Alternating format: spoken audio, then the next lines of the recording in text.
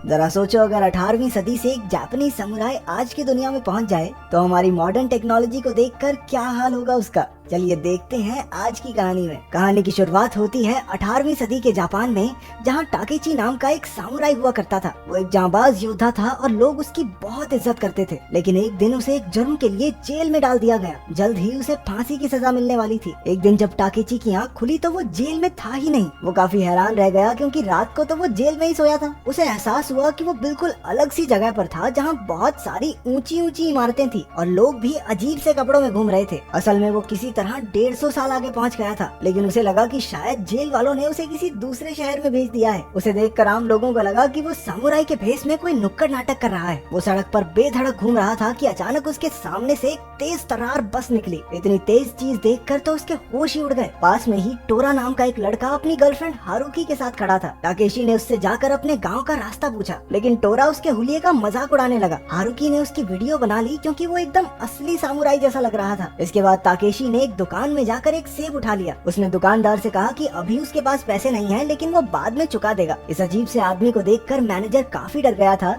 इसलिए उसने कुछ नहीं कहा। बाहर टाकेशी मजे से सेब खाने लगा, लेकिन एक पुलिस वाले ने उसे अपने साथ पुलिस स्टेशन चलने को कहा क्योंकि उसने चोरी की थी। जब उसके ना मानने पर पुलिस वाले ने जबरदस्ती की तो टाकेशी ने एक ही घुसे में उसे चित कर दिया। इसके बाद और पुलिस वाले उसके पीछे पड़ गए। हारुकी ने इस सब की वीडियोस बनाकर सोशल मीडिया पर डाल दी। उधर बेचारा टाकेशी एक टीचर के घर के बाहर बेहोश होकर गिर गया। जब उसकी आंख खुली तो टीचर साइकी ने उसे बताया कि वो पिछले 2 दिन से बेहोश था। पुलिस उसे ढूंढते हुए आई थी, लेकिन साइकी ने उन्हें वापस भेज दिया क्योंकि एक सेब चुराना कोई बड़ा जुर्म नहीं है। टाकेशी ने झुककर उसका शुक्रिया अदा किया। उसने बताया कि उसका नाम सामुराई टाकेशी है। साइकी ने किताबों में उसके बारे में पढ़ा था, लेकिन उसे लगा कि शायद ये महज एक इत्तेफाक होगा। टाकेशी जिंदगी में पहली बार रेजर से दाढ़ी शेव करके हक्का बक्का रह गया। इसी तरह इस दुनिया की काफी चीजों से उसे हैरानी हुई, लेकिन उसके दिमाग में ये नहीं आया कि वो समय में आगे आ गया है। लेकिन जब साइकी ने उसका जन्मदिन पूछा तो टाकेशी ने बताया कि वो 18वीं सदी में जन्मा था। इससे साइकी का शक यकीन में बदल गया। उसने टाकेशी को आज की डेट बताई, जिससे दोनों बेहद हैरान रह गए, लेकिन उन्हें ये नहीं पता था कि अब करें क्या। इसके बाद टाकेशी ने पूरा घर साफ करके चमका दिया। वॉशिंग मशीन में कपड़े धुलते देख उसकी आंखें खुली की खुली रह गई। उसे पता चला कि टोरा साइकी का ही पोता था। टाकेशी को अपने घर में रहता देख वो खुश नहीं था। जब टोरा और हारुकी मिले तो हारुकी ने उसे बताया कि टाकेशी वाली वीडियो पर करोड़ों व्यूज आ चुके हैं। हारुकी को भी वो पसंद था, जिससे टोरा और ज्यादा चिढ़ गया। दोनों 18वीं सदी के टाकेशी के बारे में जानते थे,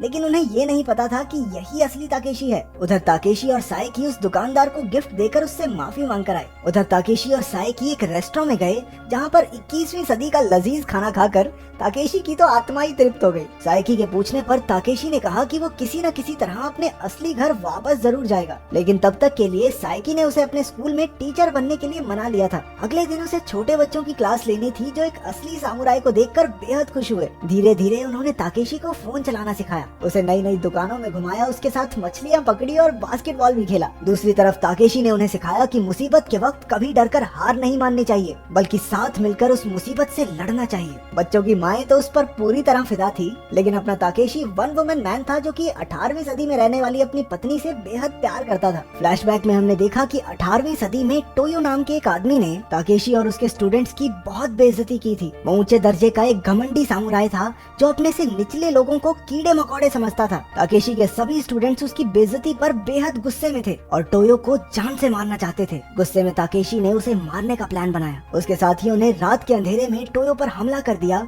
लेकिन गलती से एक मासूम आदमी मारा गया। इसी वजह से टाकेशी को कैद करके उसे फांसी दी जाने वाली थी। वर्तमान समय में टाकेशी ने टोरा को झूठ बोलकर स्कूल बंक करते हुए पकड़ लिया, लेकिन टोरा ने उसे अपने काम से काम रखने को कहा। उसने टाकेशी पर हमला भी किया, लेकिन एक सामुराई के सामने उसकी एक न चली और वो वहाँ से भाग गया। उधर टोक्यो में एक जर्नलिस्ट ने सामुराई की वो वायरल वीडियो देखी। वीडियो देखकर उसने तुरंत टाकेशी को पहचान लिया। उसने उसी वक्त सामान बांधा और टाकेशी से मिलने निकल पड़ा। कुछ लोगों से पूछताछ करने के बाद वो साइकी के घर तक पहुँच गया। टाकेशी को लगा कि घर में एक चोर घुस आया है। वो उस पर हमला करने ही वाला था कि जर्नलिस्ट ने उसे अपने वादे के बारे में याद दिलाया। एक और फ्लैशबैक में हमने देखा कि टाकेशी और उसका खास दोस्त र्योमा टोयो पर हमला करने से पहले बात कर रहे थे। र्योमा को ये प्लान सही नहीं लगा और वो इसमें कोई हिस्सा नहीं चाहता था, इसलिए गांव छोड़कर चला गया। और जाते जाते उसने ताकेशी से कहा कि वो भविष्य में जरूर मिलेंगे। पता चला कि र्योमा भी 6 साल पहले समय में आगे आ गया था और फिर वापस कभी लौट ही नहीं पाया। आखिरकार उसने अपनी नई जिंदगी को अपना लिया और एक जर्नलिस्ट बनकर टोक्यो में रहने लगा। वो ताकेशी को अपना पुराना गाँव दिखाने लाया जो बहुत बदल चुका था। वहाँ उन्हें अपनी मूर्तियाँ दिखी जिससे उन्हें गर्व हुआ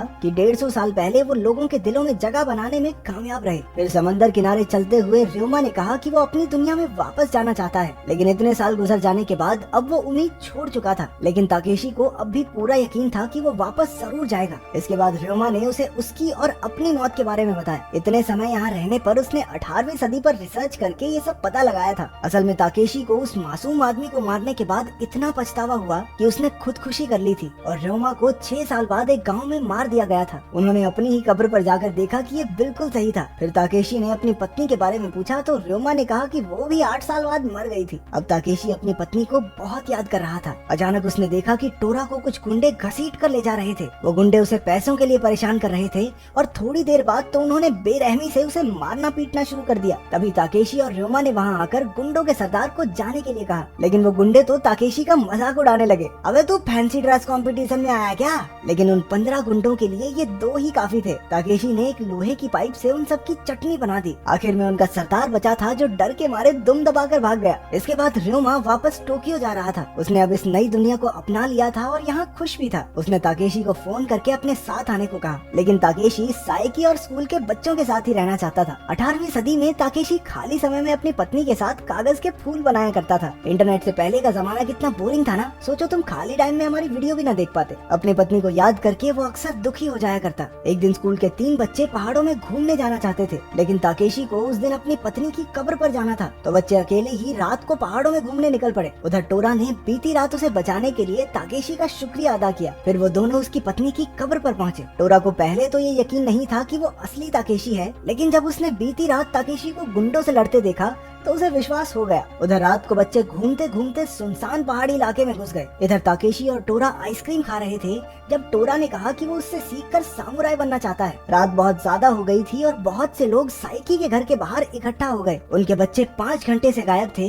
जिस वजह से सभी माँ बाप थोड़े घबराए हुए थे। तभी वहाँ ताकेशी को ढूंढते हुए पुलिस वाले भी आ गए। असल में जिन गुंडों को उसने मारा था उन्होंने उसके खिलाफ शिकायत कर दी थी। ये कैसे गुंडे हैं जो मार खा के पुलिस के पास जा रहे हैं? टोरा ने पुलिस वालों को सब कुछ सच बता दिया, लेकिन वो लोग ताकेशी को फिर भी पुलिस स्टेशन ले जाना चाहते थे। टोरा उसे ढूंढने निकल गया और उसने जल्दी से ताकेशी को गुम हुए बच्चों के बारे में बताया। उसे याद आया कि बच्चे पहाड़ों में जाने वाले थे। उधर पहाड़ों में बच्चे पूरी तरह खो चुके थे। उन्हें अपने मास्टर ताकेशी की बात याद आई कि मुश्किल से घबराना नहीं, उसका एक साथ मिलकर डटकर सामना करना है। उन्होंने दिमाग लगाया और कागज के फूल बनाकर रास्ते में छोड़ते गए ताकि उनके माँ बाप उन्हें ढूंढ सके। कुछ देर बाद ताकेशी वहाँ पहुँच गया और उसे बच्चों के छोड़े हुए कागज मिले। उनका पीछा करके उसने थोड़ी ही देर में बच्चों को भी ढूंढ निकाला। आखिरकार वो बच्चों को उनके माँ बाप के पास ले गया, लेकिन पुलिस अब भी ताकेशी को अरेस्ट करना चाहती थी। जब बच्चों को इस बात का पता चला तो वो रोते हुए पुलिस वाले से लड़ने लगे कि वो ऐसे उनके मास्टर को नहीं ले जा सकते। मौके का फायदा उठाकर टोरा ताकेशी को अपनी मोटरसाइकिल पर भगा के ले गया, लेकिन थोड़ी दूर जाते ही उनका एक्सीडेंट हो गया। टोरा ने होश संभाल कर ताकेशी को ढूंढा, लेकिन वो उसे कहीं दिखाई नहीं दिया। उस दिन के बाद वो सामुराई कभी नहीं लौटा। अब साइकी और उसका परिवार समझ गया था कि वो ताकेशी से फिर कभी नहीं मिल पाएंगे। टोरा और हारुकी उसकी मूर्ति पर श्रद्धांजलि देने गए। आखिरकार वो खुश थे कि चाहे थोड़े वक्त के लिए ही सही